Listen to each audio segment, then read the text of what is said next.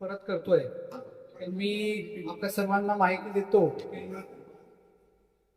संत सेवालाल महाराज आणि बंजारा समाज यांचं नातं हा फार घट्ट आणि रामनवमी निमित्त कर्नाटक असो, आंध्र प्रदेश असो, मराठवाडा असो किंवा पश्चिम महाराष्ट्र असो, या बाजूने या रामनवमीच्या दरम्यान 4 ते 5 दिवस भाविकांची गर्दी हा फार मोठ्या संख्येत इथे गौरा देवीला दर्शन घ्यायला जातात आणि त्यांची कधी कधी गैरसोय होते. कधी कधी त्यांना जेवायला किंवा चहा प्यायला किंवा काही क्षण आराम करायचा असेल किंवा त्यांचं काही आजार असेल किंवा पोट खराब झालं असेल, काही छोटे मोठे आजार असतील, त्याच्यावर त्यांना सोयी सुविधा मिळावं म्हणून वर आम्ही छात्रालयाचं आपण इथे जे काही वर्षानंतर परत सुरू करतोय.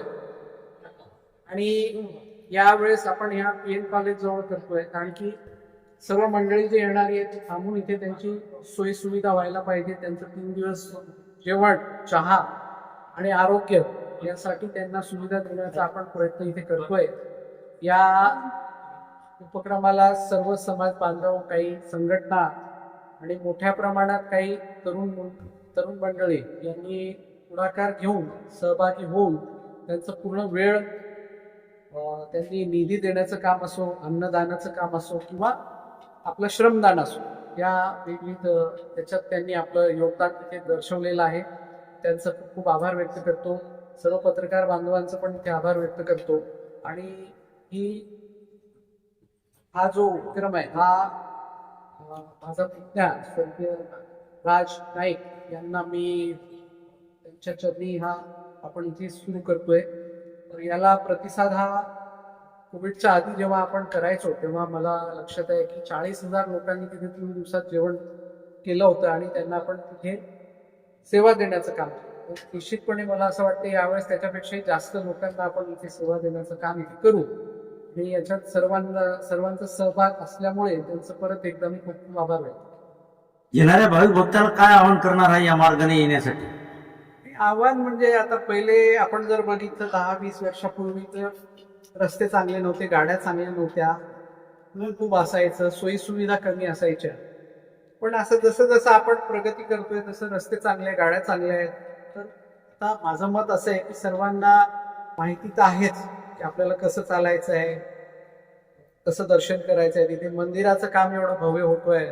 सर्व असताना जेव्हा ते भावी भक्तीतून येतात त्यांची फक्त प्रकृती चांगली असावं, त्यांना जेवण मिळावं, त्यांना चहा मिळावं आणि रात्री जर झोपायचं असेल तर थोडीशी व्यवस्था व्हावं, हा याचं तात्पर्य आहे.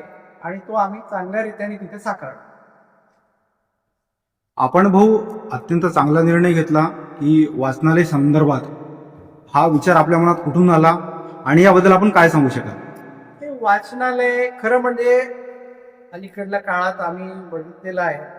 खरं म्हणजे सांगायला नाही पाहिजे पण एक लोकप्रतिनिधी म्हणून सांगायला पण पाहिजे की आपण वा तरुण आजकालची पिढी जर बघितली गावोगावी तर ते व्यसनाच्या आधी जाऊन थोडंसं वळण वेगळं लागलेलं आहे त्यांना. तर चांगलं वळण लागायला पाहिजे.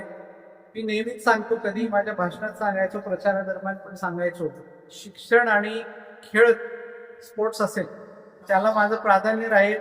आणि त्याच्यात जर कोणी समोर येत असेल तर आपल्याला तिथे पुढची पिढी घडवण्याकरिता ह्या 2 बाबींकडे विशेष लक्ष देण्याची गरज आहे. आणि लोकप्रतिनिधी म्हणून माझं कर्तव्य पण आहे आणि ते आपण तिथे बजावतो. MIDCच्या बाऱ्यात आपला निधी सुद्धा मंजूर झालेला आहे आणि आपलं भविष्यातलं विकासाचं MIDCच्या बाऱ्यातलं विजन काय आहे? MIDC बघा, सर्वप्रथम तर आपल्याला रेल्वे नव्हती, आता रेल्वेचं काम सुरू झालेलं आहे. भरपूर उद्योग पहिले का नाही यायचे की आम्हाला ट्रान्सपोर्ट रेल्वे नाही आहे इथे म्हणून यायचे नाही. आता रेल्वे आल्यानंतरही कधी कधी काय होते, ते आल्यानंतर MIDC कशी दिसते डोळ्याने, ती चांगली दिसायला पाहिजे म्हणून आता 72 कोटी रुपये आपण मंजूर करून आणलेले आहेत. ते आतले रस्ते होणार आहे, लाईट होणार आहे, पथदिवे होणार आहे, नाल्या होणार आहे. आणि याच्यानंतर परत एक 35 कोटीचा निधी पण MIDCला परत येतोय. त्याच्यात आपण जलशुद्धीकरण केंद्रावरून जो पाणी येतोय त्याची पूर्ण दुरुस्ती आहे, नवीन जॅकवेल आहे, नवीन पाण्याचा साठा आणि नवीन पाईपलाईन्स, याच्यासाठी पण एक 35 कोटी परत येणार आहे. त्याला मला वाटतं थोडंसं 2-4 महिने विलंब होईल पण ते पण निधी आपल्याला तिथे प्राप्त होणार आहे. तर मत एवढंच आहे, जर MIDC सुंदर दिसली, रेल्वेची सुविधा झाली आणि पाण्याची सुविधा झाली तर उद्योग इथे येतील आणि उद्योग इथे आले तर तो ऊसतोड कामगार आहे किंवा आपल्या इथले नवीन जे बेरोजगार सुशिक्षित बेरोजगार असतील त्यांना रोजगार उपलब्ध व्हावं इथे, हेच एक हेतू आहे आपलं. आणि आपल्या भाषणात आपण मी सांगायचो की इथे रोजगार उपलब्ध झाला पाहिजे, तर तो एक विषय आहे की रोजगार तिथे आपल्याला उपलब्ध करून देण्याकरिता हे गरजेचं आहे. अच्छा.